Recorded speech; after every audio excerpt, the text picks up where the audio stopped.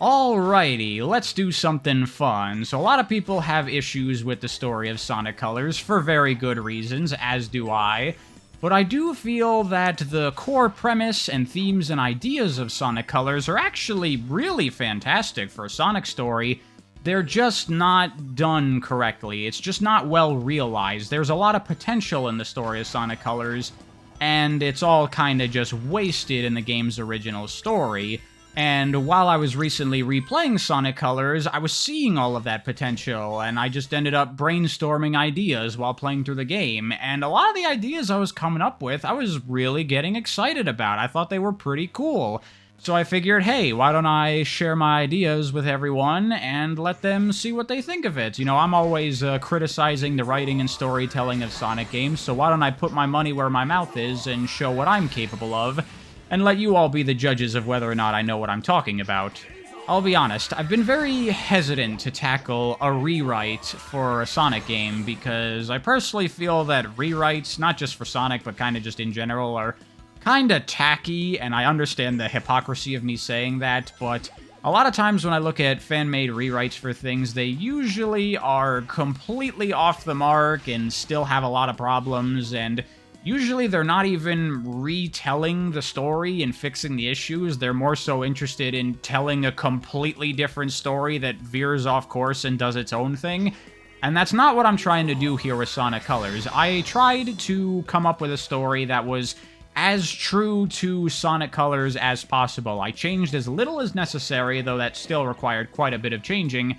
But I tried to maintain the core concept, the premise, the themes, and even the same writing limitations. Like, I could have written this as just a story and I could just do whatever I want, but I didn't do that. I wrote it as if it would be a game story, so the cutscenes are still placed in similar points, and I don't have them go on for too long because we don't want to have too big of gaps between gameplay. I could have shoved in Shadow and the Chaotix and all these other characters, but I didn't do that either, because I'm trying to be true to the vision of Sonic Colors, and at this time, Sonic Team was like, no Sonic friends, only Sonic, so I'm like, okay, I will maintain that. I'm not going to change that just because I don't like it. I'm going to try to make what they wanted to do work as well as possible.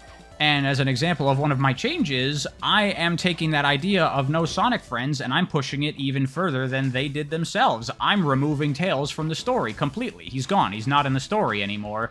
Because Tails isn't really that necessary for this story. Tails serves a couple of functions in this game's story. One, he's there to be someone for Sonic to talk to, so that way we can get some conversation and some context for what's happening, which I'm gonna do in a different way.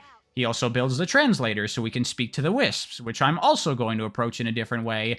And then his only other real role in the story is to have him there at the end so Sonic can push him off, so Sonic has to take on Eggman at the end to try to kind of get across that theme of needing to work together with others, but that completely falls flat in the original game, and I have a better way to approach that, I think.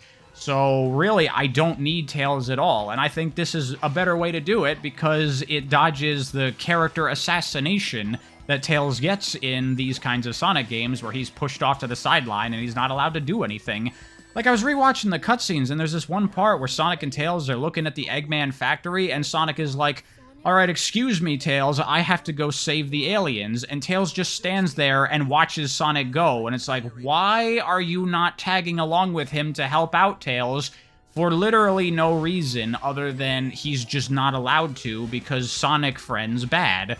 And if that's how we're gonna approach it, that's awful. It ruins Tails' character, so let's just not have him there, and then we don't have these issues. Those are the kinds of changes I made to Sonic Colors, and as we go throughout the story, I'll explain why I made the choices I did and what I'm trying to do with scenes. It'll basically be like one of my story videos, but for a story I came up with.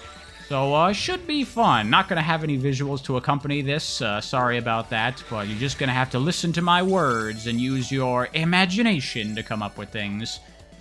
So without further ado, let's get into it. First change I'm making to the story is I'm reinstating the opening cutscene that was originally intended for Sonic Colors. There's that part in the first cutscene where they remember this scene of them taking the elevator up to Eggman's amusement park, and that was clearly supposed to be the game's opening cutscene, but at some point they decided, let's not have an opening cutscene. And that just results in this really weird, awkward scene that doesn't make any sense, so let's just remove that, and I think it would be better to have the opening cutscene, even if they wanted to just go straight into gameplay, because you have no idea what's going on when you just load up and you're just in the first level. And this cutscene is very short. I think it's fine to have a little bit of context going into the game so you know what's happening. Of course, we are going to be recharacterizing the characters to make them more true to their original Japanese variants, but, you know, that's not really going to come through here very much because I'm not going to be going through every single line of dialogue. We're more so going to be covering the story beats and what's going to be happening throughout the story, but you can assume that the characters are going to act like how they should. And remember, Tails is not in this story, so here it's just Sonic taking the elevator. As, you know, he hears Eggman over the recording talking about, oh, his interstellar amusement park, it's not evil at all, and we go up to the thing, and then we go into the first couple levels. And once we get to the first real cutscene, this is where we're going to start to see a lot of changes, because when I was examining the story and cutscenes of Sonic Colors for this rewrite, I noticed that the writing here is actually quite bad. Like, not just the dialogue, and not even just the plotting, but, like, the way that the story is told and the function of scenes is so poor, in my opinion. Because as a writer, you always want everything that happens in the story to be pushing the story forward, but you always want a scene to push the story forward as much as possible, not just a single story element, but you want to have as many different story threads progressing as much as you can in any given scene. Of course, it's going to be variable to make the scene work for what it is. But you look at the story of Sonic Colors, and so many of these scenes have almost nothing to them, and the only point of the entire cutscene is to convey a single piece of information, and that's it. And then the rest of the cutscene is just meandering around garbage to make stupid jokes. And that's fine in a comedy, but this isn't a comedy. Even though there's a lot of jokes in here, a comedy is structured so the point is to tell the jokes, but that's not the point of this story. There is a plot with stakes and a conflict that we're trying to resolve, and the jokes have nothing to do with that, so most of these scenes are just a giant waste of time. So that's a big thing that I'm going to be reapproaching in a totally different way. As an example, this first cutscene here where Sonic and Tails are walking and they're talking about the amusement park, really, all this cutscene is doing is establishing the situation and what's happening here, but the opening cutscene already does that. I guess this only exists because the opening cutscene was removed, so now we need to explain those things, but then they also play the opening cutscene in this cutscene, so we get basically the same information twice. So, since we already have the opening cutscene, we can just rip all of this out. None of this is necessary, and instead, I'm going to insert a new story element that is a big change for the game. While I did try to make the story work with as few changes necessary as possible, so this story could theoretically work as the story of the final product, Sonic Colors, as we know it, there were a couple of changes that were absolutely necessary that I had to do that make it no longer fit the game, and this is one of them. I am changing all of the bosses in the game, because the bosses in Sonic Colors are terrible, and I don't just mean the boss fights. The actual bosses themselves, they're just these generic big machines that you just fight, and they have no personality, they're not memorable at all. And in past Sonic games, even bad boss fights, they'll at least stick out in your mind and you'll know them. Like, Chaos 4 is fucking terrible, but we all know Chaos 4. Whereas, like, these bosses, you beat them and then you forget they exist immediately after that.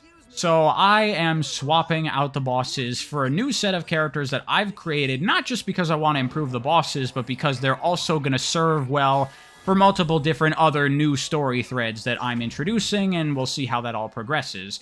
So instead of Sonic and Tails just walking around saying nothing, instead we're going to have Sonic walking around the park, and he comes up to like one of those big ultra screens that you would have in an amusement park that's just playing, you know, advertisements on loop of, come to our restaurants to check out this, or, you know, at this time we're going to have the fireworks show, you know, one of those things. And on this screen, he is going to see an advertisement for the new bosses in Sonic Colors. who are going to be the mascots of the amusement park. And what I came up with that I thought was pretty fun is, at the end of the game, the final boss, Eggman is controlling a robot that looks like a big purple Wisp frenzy robot kind of thing, and it uses Wisp power to fuel it. So I was thinking, what if we took that idea and elaborated it out a little bit more and came up with something cool? So instead of just generic boring bosses, the new bosses, the mascots of this park, are going to be a Super Sentai team of hero robot characters, and each one of them is going to be a different color that is associated with a Wisp color. So there will be the cyan hero, the yellow hero, the orange hero, and so on and so forth. And all of them are going to have slightly different designs that accentuate their specific Wisp ability. So the pink one will be spiky and so on and so forth. And you can imagine how that would translate to new boss fights, where it's enemies that use the Wisp powers against you, so they're shooting cyan lasers at you as well, or maybe in the yellow boss fight, you're both in drills underground trying to get each other, or something like that. The idea of Eggman is using the Wisp power to create machines powered by Wisps and utilizing their abilities, I think is much more fitting for the premise here. And for the visual design of these characters, I'm imagining they're kind of somewhere along the line of, like, the Gizoids, you know, Emerald, and somewhere like Johnny from Sonic Rush Adventure. You know, a humanoid bipedal Eggman robot, but they look like Super Sentai hero-type characters, but all have slightly unique elements to their designs to match their colors. I do have to admit, I didn't come up with a name for this team and what they would be called. I guess we could just call them, like, the Color Heroes or something like that. We could call them Rangers, but then that's too close to Power Rangers, and Haim Saban will come for your ass. So for now, we'll just call them Color Heroes. I'm not in love with it, but it's a fine placeholder. If you come up with a better name for them, let me know in the comments. One last detail I want to point out, there will be no purple hero in this, because something that's very underutilized in Sonic Colors is that purple Wisps seem to not be natural. We see at the end of the game, Eggman is taking the power out of Wisps, and they're turning into purple Wisps, so that's like what happens to them when they go through whatever processing Eggman does to take their power. So that's not a normal, natural Wisp color, so we're not going to have one of the heroes in that color, but we're going to utilize that later in a more interesting way, so we'll see where that goes. It'll be cool. So anyway, Sonic is watching this advertisement for come see the Color Heroes, and I'm imagining it's like a little Super Sentai kind of like intro thing where it's got the music and they're all doing like their Super Sentai poses, and you have the explosions of different colored smoke behind all of them. And you could even have, like, a thing of it's like a little shitty, like, set that they're putting on where it's, like, all of the Color Heroes fighting the evil monster of the week that could be, like, a shitty-looking Sonic, you know, that he's the bad guy, he's the villain, and you can come watch their live show as they defeat him, and that could be pretty fun. Maybe even make it, like, a shitty-looking werehog Sonic, to reference Unleashed, since this is the direct follow-up to that. That might be pretty fun. But anyway, Sonic is watching that, and obviously he's not amused, but then he hears noises, and he goes to investigate, and this is that scene where he comes upon a couple of Wisps that are being chased by Eggman robots. However, it is not going to be Orbot and Cubot, because I am also removing them from the story, because they really serve no purpose whatsoever.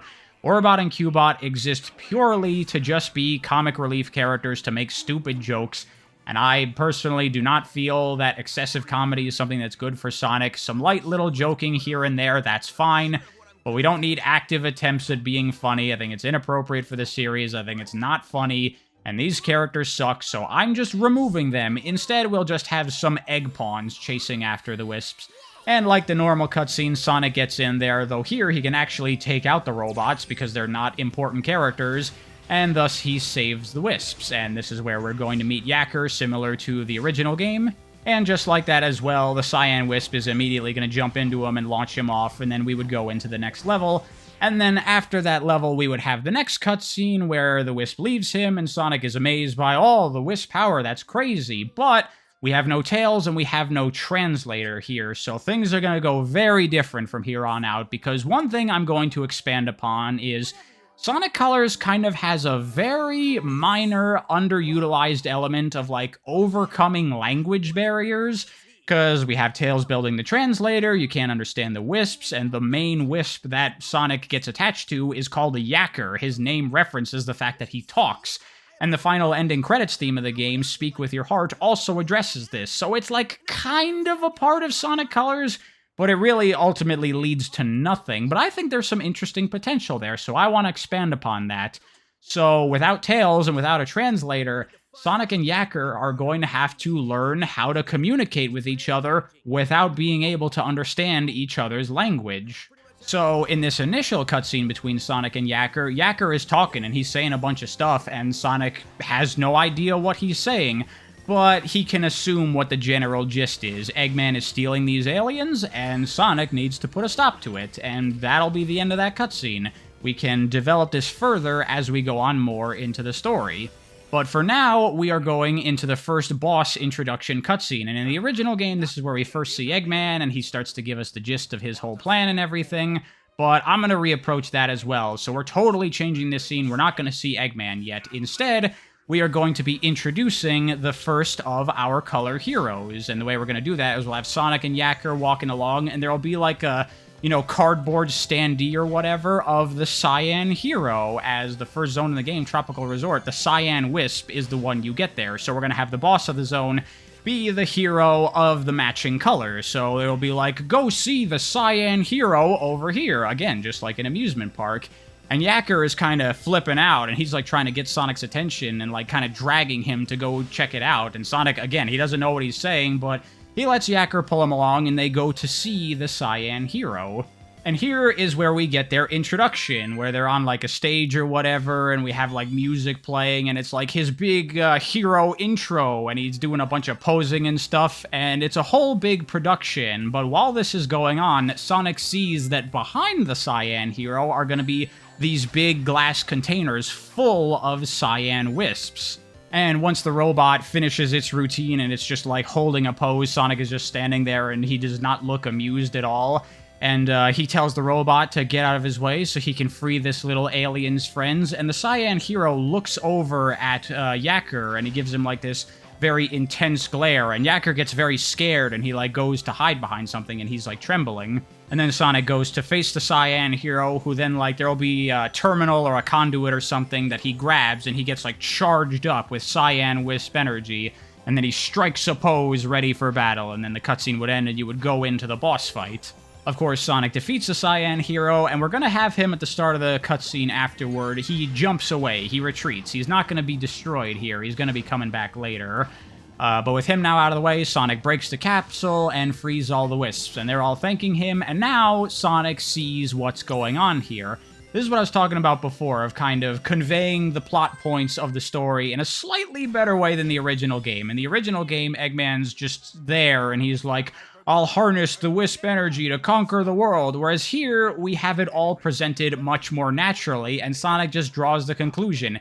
He knows the Wisps have these powers because he's been using them. Eggman's been capturing these Wisps, and now we see a robot that's powered by this Wisp energy, so clearly Eggman is trying to harness the Wisp power for his own nefarious deeds, and Sonic has to stop him from doing that. We managed to convey all those same ideas, but we don't need such stupid, in-your-face, obvious dialogue doing all of it for us. It's all conveyed much more naturally through things happening, instead of characters just standing around flapping their lips. You know, all this information is normally conveyed through Tails and the translator and Yacker just talking, and that sucks. Not only am I trying to improve the story here, but I'm also trying to improve the kind of cinematography of things, trying to get away from just cutscenes of characters standing around and talking to each other. You know, it's one of the most basic ideas of writing, show, don't tell, and Sonic Colors is all about telling, and it's pretty atrocious, but I think maybe this is a little bit better, don't you think? Anyway, all the Wisps that Sonic has saved are like crowding around him to thank him for saving all of them, and he tells them not to worry, that he is going to save all of the Wisps and put a stop to whatever Eggman is doing. And then again, Yacker shows up and he's trying to talk to Sonic, and Sonic doesn't understand what he's saying, and Sonic comments, "Man, you really like to yak," and he apologizes, "I don't know what you're saying." And then Yacker looks a bit annoyed, and here's a new story element I'm introducing that I think is pretty cool. He flies into Sonic and gets absorbed by him, and something I'm introducing is the idea that when Sonic has absorbed a Wisp, he can understand their thoughts and feelings, and even maybe see their memories. And Sonic sees visions of Planet Wisp, and he sees Eggman's ships coming to it for the first time. He sees the tractor beam being deployed. He sees Eggman robots capturing Wisps all over the place. He sees Yacker being captured by the Cyan Hero, which is why Yacker was so afraid of him earlier in the previous cutscene. He sees the factory where Eggman is sapping the Wisps of their energies, and he sees Yacker escape from that factory. Also, I just thought maybe in the scene where we're seeing the factory, maybe we see a maniacal shot of Eggman laughing as it's doing all this stuff. And that'll be our introduction to Eggman and all the evil that he's up to. Not too dissimilar to what happens in Rise of the Wisps, actually, which was not intentional, it just ended up working out that way, because Rise of the Wisps also tells the story of Sonic Colors better than Sonic Colors, and that's just the smart thing to do with this kind of storytelling. And so Yacker pops out of Sonic, and he starts talking some more, and he's pointing at a map where we can see all the different planets of Eggman's amusement park. You know, they're all highlighted as attractions, like a amusement park map that you would see. And Sonic is more serious now, and he says that he understands now. They're going to have to tear down this entire twisted amusement park planet by planet. And Yacker nods, and he's got a serious look too. And then Sonic's like, "Alright, Yacker, since you like to talk so much, let's do it." You know, he's naming him Yacker, similar to how he named Chip in Sonic Unleashed. Since we don't have the translator this time around, we're going to have Yacker be named Yacker by Sonic. And I think that's more natural anyway, because the character's actual name being Yacker because he's the Wisp that we talk to, that's really fucking stupid. This, I think, is a little bit more natural, right? And again, this is more of that show-don't-tell storytelling. In the original Sonic Colors, Sonic mentions that he sees a map, but we don't actually get to see that. And it's like, it would just be so much better if we saw the map and we got the idea, like what I'm trying to do here. Anyway, at this point, we're going to cut to Eggman in his control room after completing the first zone of the game, and the Cyan Hero is going to come in and he's going to be heavily damaged, and Eggman is going to ask what happened and why is he so beat up. And I thought it would be fun if none of these color heroes can talk at all, and instead they communicate purely through Super Sentai hero poses. So Eggman asks what happened, and the Cyan Hero just starts making a bunch of weird, exaggerated poses, and Eggman is just, like, staring there watching, and he's like, And then maybe he'll get a notification on his computer terminal, and he goes to check it, and it's like a security camera, and he now sees that Sonic is in the park. And he yells at the Cyan Hero, "Why didn't you tell me that Sonic was here?" And the Cyan Hero looks a bit annoyed. And by the way, you see what I'm doing here? We're talking about overcoming language barriers. Sonic can't talk with Yacker, Eggman can't talk with his minions, and we're going to have a divergence of Sonic and Yacker learning to understand each other, whereas Eggman and his robots don't. I think that does well for the additional theming we're trying to do here, and it's a little bit of comedy thrown in there that I don't feel is too out of place or inappropriate or intrusive or anything. So anyway, Eggman tells the Cyan Hero to go get some repairs, and meanwhile he addresses the rest of the color heroes who are all in the room, and they all step forward, and this would be like our first shot where it pans across and we get to see all of them, and he tells them to all go guard the tractor beams holding the planets in place, so Sonic can't get in the way of their plans, because currently they are on track to get enough power to do what Eggman is trying to do. And we'd have a shot of, like, Eggman's computer where we see, like, a progress bar that's at, like, 45% or something like that. And after he tells them to guard the tractor beams, again, none of them can talk, so they all just do Sentai poses, and it's like that Ginyu Force thing where it's like a big team pose where they're all together, and Eggman yells at them to stop doing that and get going, and so then they all leave, and that'll be the end of the cutscene. What do you think of that? I think that's pretty fun. I think it's kind of relatively in line with the original Sonic Colors. You know, Eggman, and he's got his bumbling idiot robots, and there's some comedy that bounces off of them, but I feel this is much more natural and appropriate and in tune for Sonic, I think. It's also part of the reason I got rid of Orbot and Cubot, because introducing all these new characters and then also introducing Orbot and Cubot into the story, that would be a lot of new Eggman robots and a lot of new henchmen and lackeys and too much overlap and crossed wires and different types of jokes happening at once. It just wouldn't be appropriate. But from here, things are gonna speed up quite a bit, because the original Sonic Colors doesn't have a lot of cutscenes. It's a bit front-loaded, because we're trying to introduce everything, but going forward, most of what we have left is really just the boss cutscenes, the intro and the post-defeating cutscenes, so that's mostly what we're gonna be talking about here, where instead of just telling dumb jokes, I'm gonna use these opportunities to progress Sonic and Yacker's relationship and Yacker's character arc. So next zone would be Sweet Mountain, which means the boss is going to be both the yellow and the orange heroes together, as both of those wisps are introduced in this zone. By the way, another thing I want to mention is that something I noticed analyzing the story of Sonic Colors again, one of the issues that it has, I think, is the game allows you to play zones in different orders. It unlocks a couple of zones at once, and you can play whichever ones you want. And that means that the story cannot progress in any of these individual zones because you have to be able to play them in any order, and it still has to make sense. And that's part of the reason that so little happens throughout Sonic Colors, I think, because you can't tell a forward-progressing story with this kind of structure. So I'm actually changing the game a little bit and forcing you to play the zones in a linear order, because I don't really think that adds that much to the game, but it does harm the storytelling quite significantly. Now I can tell the story linearly, which means we can have more stuff happening. So anyway, Sonic and Yacker encounter the yellow and orange hero in a similar arena setup to how they encounter the cyan hero. And Yacker once again is scared and he tries talking to Sonic, but Sonic tells him there's nothing to worry about. He can take care of two of these guys at once, no problem. But Yacker looks a bit worried, a bit unconvinced, and he goes to hide again, and Sonic just shrugs and he goes to face the robots, and then we would have the boss fight, and then after the boss fight, once again, Sonic frees the Wisps, and this is our first tractor beam, so that would also get destroyed at the same time. I'm going with the idea that, like, these giant glass canisters of Wisps are what's powering the tractor beams, so they celebrate, you know, two birds with one stone. He freed the Wisps and released the planet. But Yacker approaches Sonic, and he's looking a bit sad, and Sonic asks what's going on, and Yacker kind of just lowers his head, looking down. And Sonic asks if it's because Yacker was so afraid, and he tells him not to worry about it. It's fine. He understands after what Yacker's been through. But he promises Yacker that Sonic can take on anything that Eggman has to throw at him. And this cheers Yacker up a bit, and they move on to the next planet, where they encounter the next boss being the blue and green heroes. Here, Sonic tells Yacker to get somewhere safe, and he goes to hide, but this time Yacker doesn't really look very afraid. He just nods his head, and he exits frame. And then again, we end the cutscene on a shot of Sonic and the robots facing off, but then we hold it a little bit, and we, like, pull out, and we see Eggman watching from afar. Ooh. And this is because this would be Starlight Carnival, where Eggman shows up and he does his whole mind control thing, establishing what he's up to in this game.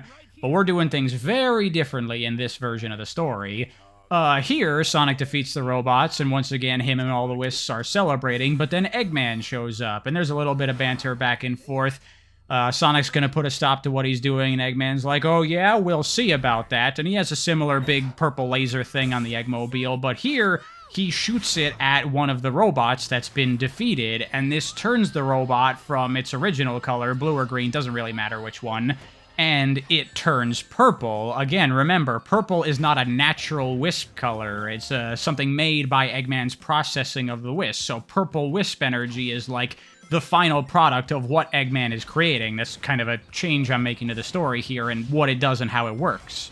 And while this robot is changing colors, and it's also kind of transforming a little bit, again, like how all the color robots, they kind of look like the Wisp of their color, it's like resembling more of a purple Frenzy Wisp, and we have a shot of Yacker watching from afar, and he's looking very worried, but now the robot is like fully transformed. It gets back up even though it's been defeated, and it goes berserk because it has the frenzy power now, and we get a little cutscene of it fighting with Sonic. Oh my god, a cutscene in Sonic Colors of some action and things actually happening. Can you believe it?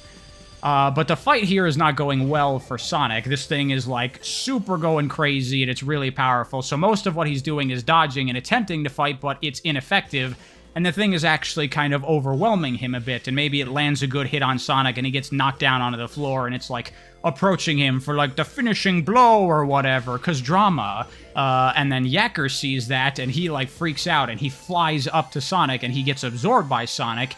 and Yacker being a white Wisp, that would give him boost power, so I'm interpreting that in the cutscene as Sonic just gets a sudden jolt of energy, because, you know, he's beat up, so he's, like, on the floor struggling to get up, and then suddenly he's able to get up and just boost away really quickly, leaving Eggman and the purple robot behind. And Eggman is just sitting there laughing at how much of a success this test has been, and once he powers his entire army with this evil Wisp energy, he'll be unstoppable, and then he starts laughing maniacally, of course. But then the beam is going to die, similar to what happens in the original cutscene, and he's going to get mad. The robot will turn back to its original color, and he'll realize he's out of energy and he needs to harvest more.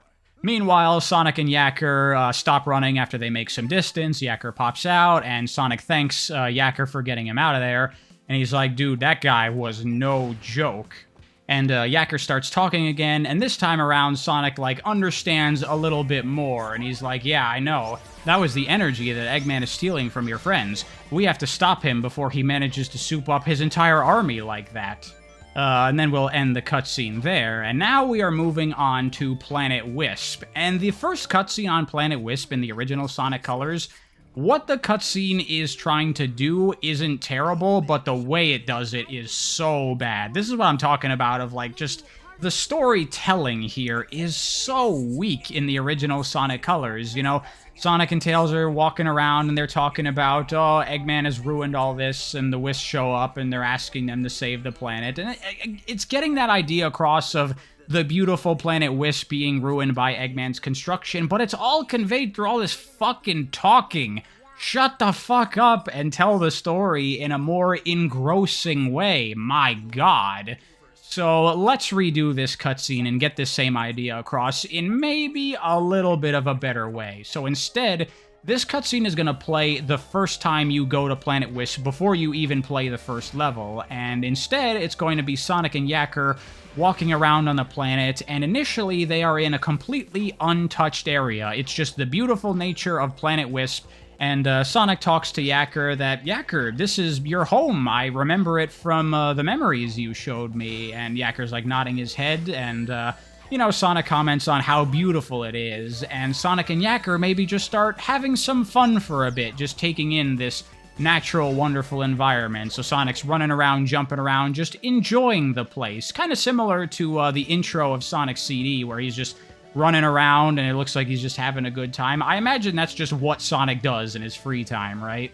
So, you know, Sonic's doing his thing, and Yacker's flying around and spinning, and, you know, we're just getting across the idea that they're playing together and just having fun in this beautiful world. And then, as they're going along, Sonic is, like, climbing up to the top of a mountain or something, and then once he gets to the top of the mountain, he stops, and, like, the music cuts out, and we get a close-up of Sonic's face, and his eyes are wide, and his mouth is agape, and we hold on that for a bit, and then we show a big panning shot of the distance, where now we see all of Eggman's construction, and the purple goo on the planet, and maybe we see Wisp being processed, and we just hold on that and see what Eggman is doing to this planet.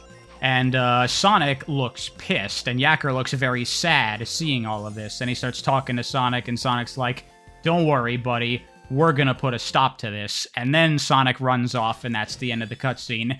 How is that? A little bit better, don't you think? I don't know what it is with Sonic games around this time, where all the cutscenes are just a character standing around doing nothing. Why can't we have a little action, a little pacing, a little cinematography, a little camera work, some directing in these fucking cutscenes? That would make the story so much more engaging.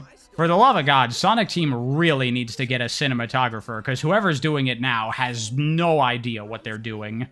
Anyway, now we go on to the boss cutscene of Planet Wisp, which would be the pink hero, and this time around the tone's a little bit more serious. You know, it's once again doing all of its posing, but Sonic immediately just launches at it with an attack, which it manages to dodge, and, you know, we settle really quickly, and then Sonic's like, sorry, I'm not in the mood right now. And even Yacker is staring angrily at the robot. He's got no fear in him, and the robot prepares itself to fight, and we go into the boss fight. You may say that Sonic being a bit angry here is a little out of character for him, but I'm actually drawing on original Sonic characterization. If we look in some of the Japanese manuals of the earlier Sonic games, it did actually depict Sonic getting angry when he saw Eggman doing what he was doing, so I wanted to bring that back a little bit. I think it's very appropriate for this point in the story, and it helps add weight to the ruination of the beauty of Planet Wisp and how much that bothers Sonic. You know, he doesn't like what Eggman's been doing up to this point, but now he really feels the weight of the damage that Eggman is doing. You know, Sonic and Eggman, that conflict being symbolic of nature versus humanity, and so this is nature's wrath, nature fighting back. So I think it's okay for Sonic to get a little mad in these kind of contexts. And, you know, once again, they defeat him, they free the Wisp, they free the planet, and everything's going well, but it's not over yet. They've got some more to do. They've still got one planet left, as here's another change I'm making to the story. Originally, Asteroid Coaster is another thing that's chained to Eggman's base, and it's got the tractor beam on it. But I'm changing the role of Asteroid Coaster here, because Asteroid Coaster isn't a planet, it's just a grouping of asteroids, so it's not like it's, you know, people living there or much nature is being destroyed or anything. I'm reinterpreting that as just a collection of asteroids that Eggman is just using to hide his base, rather than something that he has ruined. So he only has to free Aquarium Park at this point, and then Asteroid Coaster is going to have a slightly different role in the story. And that means that things are a little bit different on Eggman's side. So we're cutting back to him in his base, and he is furious because now they only have one planet left that they can harvest wisps from. And if Sonic manages to free that planet as well, they won't have enough energy to power up Eggman's evil plan. And maybe we show the progress bar again. It's at like 90% by this point. And we have all the color heroes there listening to Eggman ranting. And he yells at them for failing to protect anything. And once again, they all start posing, but immediately Eggman interrupts them and tells them to stop. And he's yelling to go guard that final planet and stop that hedgehog. And that would be the end of that cutscene, and then, you know, you play through Aquarium Park, and we get to the boss cutscenes, where now Sonic and Yacker approach the final tractor beam, and now it's being guarded by the full hero team. You know, they're finally one cohesive unit coming together. And, remember that theme of Sonic Colors being people coming together can do more than they can by themselves? Huh, it's like I'm doing a thing or something. And I'm thinking for this introduction, we make a real big presentation out of it with their intro, and they're doing all their posing and stuff. And maybe even we have, like, a narrator, like the one from earlier when Sonic was watching the advertisement, and it's, like, talking like this is, like, the introduction to an episode of their Sentai Heroes series. And now the heroes are gonna work together to defeat the evil villain, Sonic the Hedgehog. And Sonic's like, huh, interesting. We'll see if things go like they did in the commercial, and then we go into the boss fight. You see what I was going for with these characters? I feel like this is infinitely better and more charming and fun than some boring-ass generic robots. It ties into the themes, it ties into the whole color power stuff of the game. I think it's pretty good. I was very pleased with this idea, and it even kind of works with Sonic Colors, because the Japanese actor who does all the color power announcements is actually someone that does, like, announcer stuff for Kamen Rider, which is another Sentai series. So it all ends up working out together very well, and I didn't even intend for that. But anyway, of course, Sonic manages to defeat the color heroes, and they're all, like, beat up, laying around on the ground, and Sonic frees the final set of wisps and releases the planet. And now all the planets are freed, and Sonic and Yacker are celebrating, but Sonic says all they have to do now is to shut down Eggman's operation, and they're all feeling good and victorious, and all the wisps are dancing and stuff. But then we see one of the color heroes, the cyan hero, in fact, managing to, like, lift itself up just a little bit, and it's watching them from behind, and it specifically looks at Yacker, and it quickly bolts up to him, maybe using its cyan powers, and grabs him, and then makes a break for it. And Sonic's like, no, Yacker, and he chases after them. This is building off that part of Sonic Colors when they get to Eggman's factory, where they're like, I haven't seen Yacker for a while, and at this point in the story, you're like, oh yeah, Yacker, he exists, I forgot about that. It's like, what? Like, they imply that something bad has happened to Yacker, maybe, or not. I don't even know. We don't see it happen. We have no stakes. We don't give a fuck about Yacker because he doesn't do anything throughout the normal story. Jesus Christ, man. So let's try to fix that, why don't we? We've made Yacker into more of a character, and now we actually see him get kidnapped, and Sonic is going to try to do something about it. However, first, we are now going to cut to a scene of Eggman, and now he's in the factory where it's processing all the wisps and stuff. And the Cyan hero returns to base, and Eggman is basically monologuing, but also kind of talking to the robot at the same time, you know, doing his Eggman thing. And he says that they may not have stopped Sonic, but they managed to delay him for long enough. And once they finish processing all the wisps that they currently have, they should have enough energy. And again, we see that progress bar on a screen that says it's at like 98% by this point. And Eggman grabs Yacker, and he shoves him into one of those capsules and puts him on the machine with, like, the conveyor belt taking him along or anything, and he's watching, and he says something like, "Every little bit helps," and we see Yacker, and he's, like, freaking out and banging on the glass, but he can't manage to escape this time, and we see Yacker get shoved into the machine and ripped out of his power, and he turns into a purple wisp. Oh my god, horrifying things happening to characters we like, investing us in what's going on. And I imagine we can still identify him as Yacker because he still has the swirl coming out of his head, even if he's purple.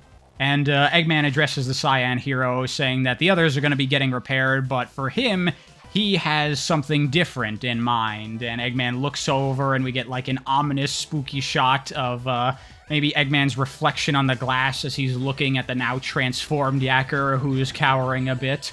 And it's like, oh no, what's going to happen? Oh, you know, it's getting to the end of the story. We're raising the stakes a little bit. Who knows what the fate of Yacker is going to be, adding some tension. Ooh, what's going to happen? And so here, Sonic would play through Asteroid Coaster, and then we get to the boss fight cutscene where Sonic encounters the, you know, big machine where it's processing all the wisps and turning them purple and everything, and it's being guarded by the Cyan hero, who has now turned purple like the other hero was before. So Sonic is going to have to fight this thing now that he wasn't really able to previously. The difference here is going to be conveyed through the actual gameplay, as Sonic Colors does a pretty good job with gameplay-based storytelling, and I want to do some of that as well. So, for this boss fight, all of the previous bosses against the color heroes, in my head, you are fighting them with the same colored wisp as them. So you fight the yellow hero with the yellow wisp, you fight the green hero with the hover wisp, and so on and so forth. But for the purple hero, we're not fighting it with the purple wisp, we are fighting it with all of the wisp colors. Sonic needs to use all of the wisps that he has freed and made friends with along this adventure in order to defeat this enemy. Again, building off of that theme of doing things with others, doing more than you can by yourself.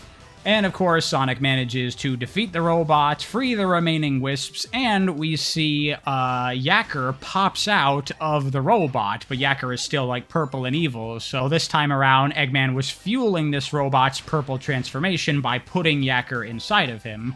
By the way, one thing I forgot that might be a cool idea if they could have done it by this point, if this is what the story we were going with. It would have been cool in Asteroid Coaster if we started to see more of these, like, purple-enhanced Eggman robots, like purple frenzied-up egg pawns and stuff like that. As we're getting toward the end of the game, we're getting more difficult enemies that are powered up by the story context. That would have been cool. But anyway, Sonic recognizes Yacker thanks to the purple swirl on his head, and he asks, you know, what happened? What did Eggman do to him?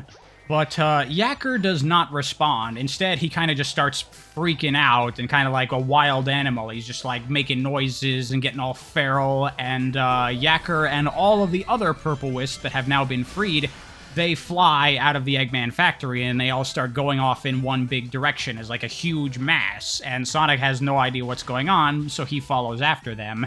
And this is what I'm doing to fix that horrible plot point in the original Sonic Colors where Eggman's like, oh, I still have enough power anyway, so he activates the thing, and it just blows up because of a fucking robot part that was put in there incidentally way earlier in the story. That's so fucking stupid, I can't believe it.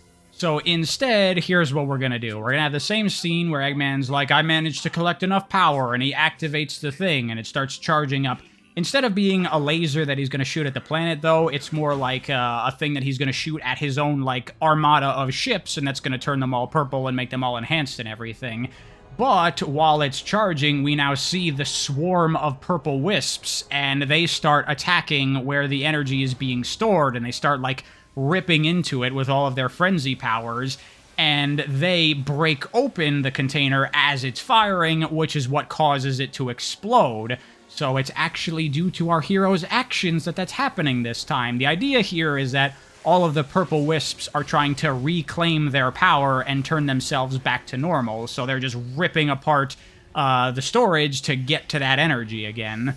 And once again, we have that same cutscene where Eggman is all mad, but at least he has managed to collect enough power that he can defeat Sonic once and for all.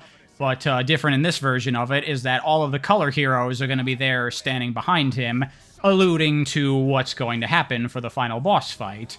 And as for Sonic, he is going to be worried about all the wisps and if they're going to be okay or not, but the entire station is exploding, so he has to get out of there, so once again, he runs off, and that will lead into terminal velocity. But of course, Eggman catches up to him for the final boss, and he's in the same big purple wisp frenzy robot thing, but now all of the color heroes are with him, and after they do some posing and Eggman yells at them to knock it off and just get to it, they all, Voltron-style, combine together with Eggman's machine, and they turn into a big bipedal robot, Tokusatsu-style. And I imagine, you know, all of them are making up the different parts, so it's all different colors, you know, the legs, the arms, and I imagine maybe he's got, like, 2 big guns on his shoulders, and they're all a different color associated with the different wisp and the different hero. And so the boss fight is now with this big mecha made up of the color heroes, and it uses all of their color powers together. And like in the normal final boss, as you're fighting it and landing hits, that frees the wisps from the robot, but in this case, it will also mean that those parts of the robot are deactivated, so you free the yellow wisp, and the yellow wisp attack is no longer available to the boss, as the wisp that was powering that color hero is no longer there. So the fight will progress, and you'll eventually take out all the wisps, and they're all following along with Sonic. But then Eggman is like, fine, enough messing around, and he, like, flips a dial or whatever, and that fuels the entire robot with purple wisp power, so now the whole thing turns purple, and it's got all that frenzy power and everything. And Eggman comments that all of the color heroes powered by this dark wisp energy are unstoppable. Against all of them, what could Sonic possibly do by himself? To which Sonic then replies, "Who says I'm by myself?" And then we have all the wisps coming out one at a time with the announcers saying all their powers. And then we have the big final attack where it's Eggman and Sonic and their 2 attacks combining together, and, you know, they clash and it's a whole big thing. But of course, Sonic and the Wisps, they plow through and destroy the robot. That was the point of this entire story, to make that final moment feel a little more impactful. Let me know if I managed to succeed at that. But we're not done yet. We still have to have the resolution of our story, of course, where things are not that dissimilar from what happens in the main game, but with a couple of changes. Sonic is running from the big, dark, wisp energy explosion, black hole, maybe, thing, but again, he gets sucked into it. But I'm changing the ordering of how we see things a little bit. Now we're going to see the purple wisps inside the energy reabsorbing that power and turning back to normal, including Yacker. And Yacker is going to see Sonic caught inside of the explosion, and Yacker's going to go to him and try to start pulling him out, but Sonic's too heavy. Yacker's too weak to pull him, so he is going to go around to all the other wisps inside of the black hole and start talking to them, basically recruiting them to help him out. And then he brings this big collection of wisps to Sonic, who they then take him out of the black hole to safety, you know, using Yacker's distinctive trait of being the wisp that talks. We are bringing that into the climax, and that is what allowed him to help Sonic in the final moment. And from there, it's pretty much the same as the final game. Yacker thanks Sonic for saving all the wisps, and Sonic thanks Yacker for saving him. They say their goodbyes, high five, and the wisps return to their home planets, and they all teleport away. The end. As I said, this is still meant to be the same story of Sonic Colors, but just done in hopefully a better way. That's what I came up with as what I think would be the best way that I could conceive of how to tell the story of Sonic Colors, to capitalize on all of its potential, to fix all of its issues, and to make everything work as well as it can and make it all feel as Sonic as possible.